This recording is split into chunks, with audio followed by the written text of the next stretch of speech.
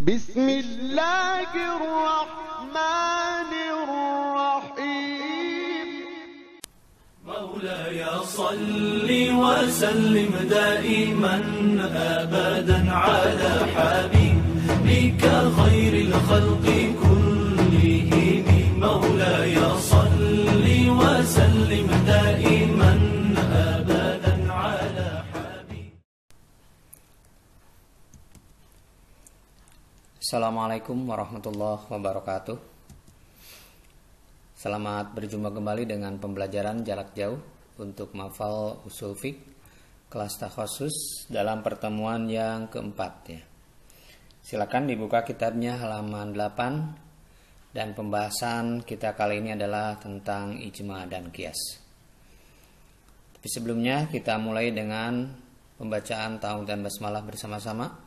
A'udzubillahi minasyaitonirrajim. Bismillahirrahmanirrahim. Sebagaimana dijelaskan di pertemuan yang lalu bahwa di antara hukum syariat itu ada 4, Al-Quran, As-Sunnah, Al-Ijma, dan Al-Qiyas. Jadi yang pertama adalah Al-Quran. Jika kamu tidak menemukan dalam Al-Quran menurut hadis yang disampaikan kepada oleh Rasulullah kepada Mu'adz bin Jabal ya. Kata Mu'adz bin Jabal, maka aku akan menghukumi dengan sunnah Rasulullah. Jika kamu tidak menemukan sunnah Rasul dalam sunnah Rasulullah, maka kata Mu'adz bin Jabal, aku akan berpendapat dan bermusyawarah dengan sahabat-sahabatku. Nah, ini pendapat dan musyawarah itu para ulama mengkategorikan ittifaq ya, ataupun sepakat mengkategorikan atas 2, yaitu ijma dan qiyas ya. Sekarang ini kita lihat kitabnya dulu ya. Al-Faslul Tsalis al-Ijma ya. Al-Ijma lughatan al-ittifaqu. Ijma menurut bahasa adalah ittifaq. Ittifaq itu adalah sepakat. Wal ijma'u istilahan. Adapun ijma menurut istilah wa ittifaqu jami'il mujtahidin. Ittifaqnya semua ulama yang berstatus sebagai mujtahidin, mujtahid ya, orang yang berhak ijtihad, min ummati Muhammadin sallallahu alaihi wasallam, dari umat Muhammad sallallahu alaihi wasallam, fi usrin dalam satu masa, satu zaman, minal usuri dari beberapa zaman, pada wafatihi alaihi salatu wasallam, setelah wafatnya Rasulullah sallallahu alaihi wasallam, bersepakat atas apa? Ala hukmin syar'iyyin, terhadap satu hukum syara, fi amrin dalam satu urusan, minal umuri dari beberapa urusan. Itu adalah ijma. Dilanjut, al-ijma'u, ijma itu adalah hujjatun syar'iyyun, hujjah yang bersifat syar'i. Hujjah itu dalil ya. Aw dalilun syar'iyyun, di sini juga dijelaskan ijma itu adalah dalil syar'i. Yajibu al-akhdhu bihi, yang wajib untuk mengambilnya. Wa taharrumu mukhalafatuhu, dan hukumnya haram menyelisihinya. Jadi ijma itu adalah dalil yang harus diambil dan haram untuk diselisihi. Jadi ijma menurut bahasa adalah ittifaq, sepakat gitu kan, maka itu disebut ijma.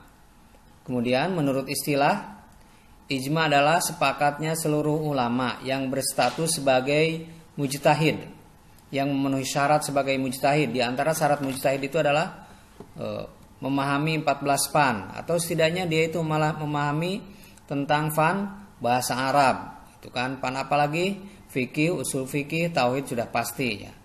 Itu yang disebut dengan mujtahid, yang berpunya kemampuan untuk berijtihad, mengeluarkan pendapat.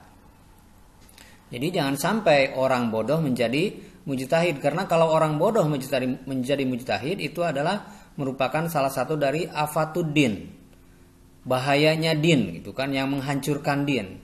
Di antara yang menghancurkan din itu kan ada 3, fakihun, fajirun. Pertama, fakih, orang yang faham tapi fajirun, suka berbuat dosa. Yang kedua, imamun jairun, pemimpin yang jair itu tidak adil. Yang ketiga, mujtahidun jahilun, mujtahid orang yang diberi kekuasaan ataupun diberi status, diberi kewenangan untuk berijtihad, memutuskan suatu masalah, tapi dia itu jahilun, tidak faham tentang hukum-hukum syariat. Nah, mujtahid yang dimaksud di sini tentu saja mujtahid yang faham tentang hukum syariat, yang berhak untuk mengeluarkan ijma.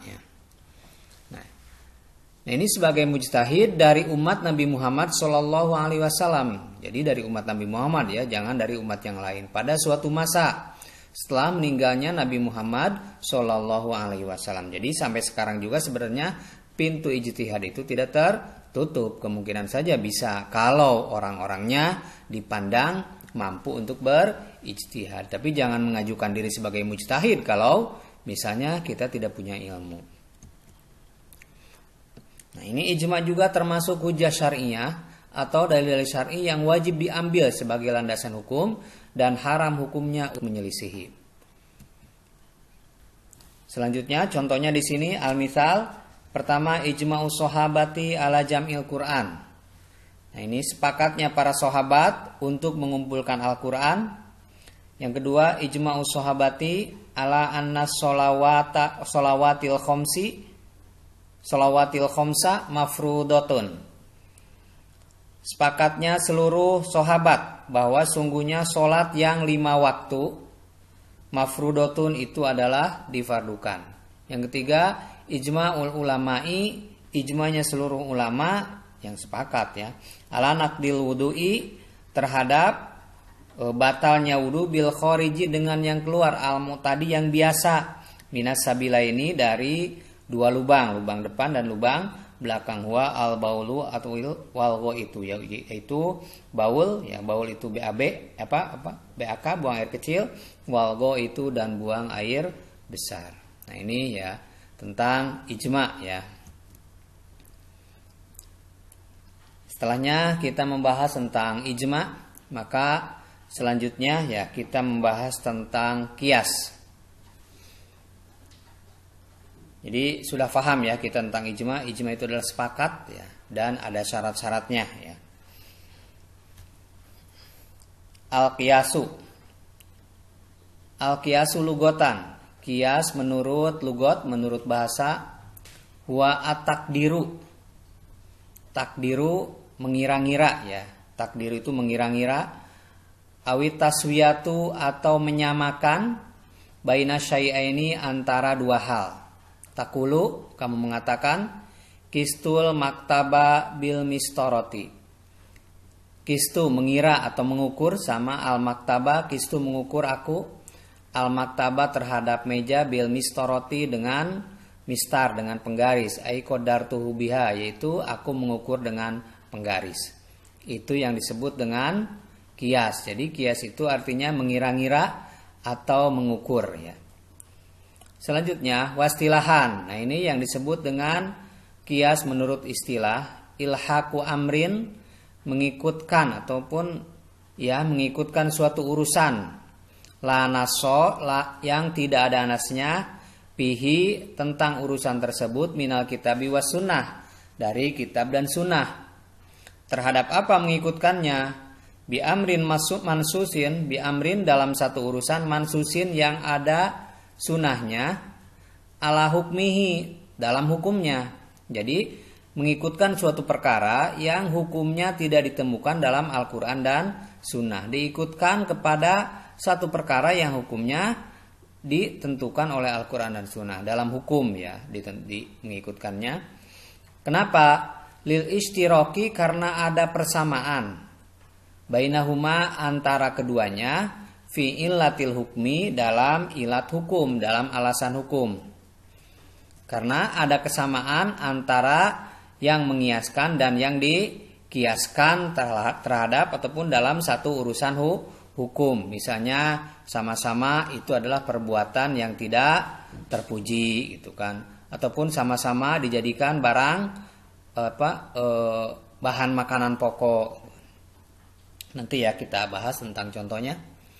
Al-qiyasu, adapun qiyas hujjatun adalah hujjah, ay dalilun syar'iyun, yaitu dalil syar'i. Qala ta'ala, berfirman Allah Ta'ala, fa'tabiru ya ulil absar. Surat Al-Hasyr ayat 2. Fa'tabiru, maka membuat itibar atau berfikirlah kalian, ya ulil absar, wahai orang-orang yang mempunyai pandangan ataupun yang mempunyai pemikiran. Itu tentang qiyas. Jadi qiyas itu menyamakan satu hukum yang tidak ditemukan dalam Al-Quran dan Sunnah terhadap perkara lain yang ada di dalam Al-Quran dan Sunnah. disamakan dalam hukumnya. Jadi harus ada titik persamaan ya. Kalau dalam tasbih itu wajhu syibih. Wajhu syibhi yaitu titik persamaan antara yang dikiaskan dan yang dikiasinya. Wa arkanuhu, adapun rukun kias itu arbaatun ya. Rukun kias itu ada 4. Pertama, rukun kias itu al aslu, asal ya. Yang kedua, wal far'u, cabang. Yang ketiga, wa hukmul asli, hukum asal. Dan yang keempat, wa illatu hukmil asli, alasan dari hukum asal. Jadi rukun kias itu ada 4. Pertama asal, yang kedua cabang, yang ketiga hukum asal, yang keempat alasan dari hukum asal. Nah, ini kita lihat ya dalam tabel ini contoh-contoh kias. Berarti ini rukunnya ada 4 ya. Pertama di sini rukunnya adalah asal, yang kedua cabang, yang ketiga alasan, yang keempat hukum asal. Dan kalau sudah ada 4 rukun ini ya, maka di sana akan ada kesimpulan kias. Itu kan akan ada kesimpulan kias. Di sini kesimpulan kiasnya. Kita contoh ya. Ini yang akan kita ambil misalnya tentang hasis. Hasis itu apa? Hasis itu sejenis tanaman ya. Kalau menurut orang Indonesia itu bako Aceh ya, ganja. Ganja itu diharamkan. Kenapa diharamkan? Karena ganja itu memabukkan. Apakah ada di dalam Al-Quran misalnya tentang ganja? Ataupun dalam hadis tentang ganja gitu kan? Karena ya dalam hadis tidak ada tentang ganja. Karena di Arab itu tidak ada tanaman seperti itu. Yang banyak di Arab itu tanaman kurma yang tinggi-tinggi gitu kan. Tanaman perdu seperti ganja ya jarang. Makanya tidak ada di Arab apa ganja. Tapi hukum ganja bagaimana? Hukum ganja adalah haram. Kenapa haram? Karena dikiaskan. Kita lihat ya. Hukum asalnya, ya asalnya gitu kan. Homer, di sini homer. Homer itu atau arak ya. Sedangkan ganja atau hasis adalah cabangnya. Alasannya memabukkan.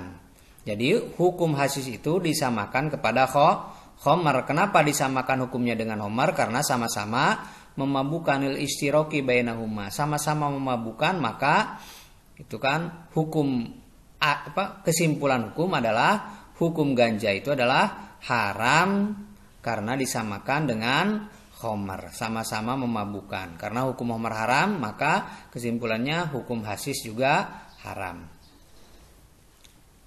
Yang kedua ya gandum ya, ataupun ya nih padi ya.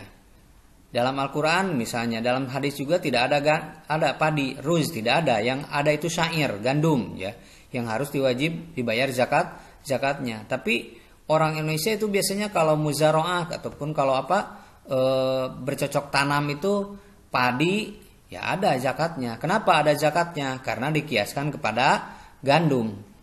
Dikiaskan kepada gandum. Gandum itu makanan pokok, padi juga sama makanan pokok, yaitu adalah alasan yang sama ya, istiraki bainahuma. Alasan yang sama antara gandum dengan padi, bahwa sama-sama makanan pokok. Maka jika gandum wajib dizakati, padi juga wajib dikeluarkan zakatnya karena sama-sama makanan pokok. Satu lagi ya perumpamaannya di sini.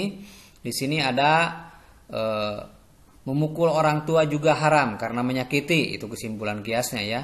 Kalau kita lihat di dalam Al-Quran tidak ada gitu kan, fala tadrib lahuma ataupun fala tadribu lahuma, tidak ada. Yang ada itu fala taqul lahuma uf, janganlah mengatakan kepada orang tua gitu kan. Nah ini bagaimana? Kalau memukul apakah boleh? Memukul apalagi? Kenapa? Karena memukul dan mengatakan itu mengatakan itu sama-sama menyakiti. Mengatakan saja tidak boleh, apalagi memukul. Itulah yang disebut dengan kias ya. Untuk selanjutnya ya hanya sampai di sini aja perjumpaan kita kali ini. Sebelum ditutup, ada yang harus kalian pahami. Ini ada kata-kata mutiara ya dari Imam Syafi'i. Ilmu itu ibarat air, jika didiamkan dia akan keruh dan membusuk. Itu perkataan Imam Asy-Syafi'i ya. Jadi jika kita punya ilmu, maka jika kita sudah mendapat ilmu, maka hafalkanlah. Setelah hafalkan, amalkan dan dakwahkan. Demikian ya, kita tutup dengan hamdalah. Alhamdulillahirabbil alamin. Subhanakallahumma wa bihamdika asyhadu an la ilaha illa anta astaghfiruka wa atubu ilaik. Walhamdulillahirabbil alamin. Wassalamualaikum warahmatullahi wabarakatuh.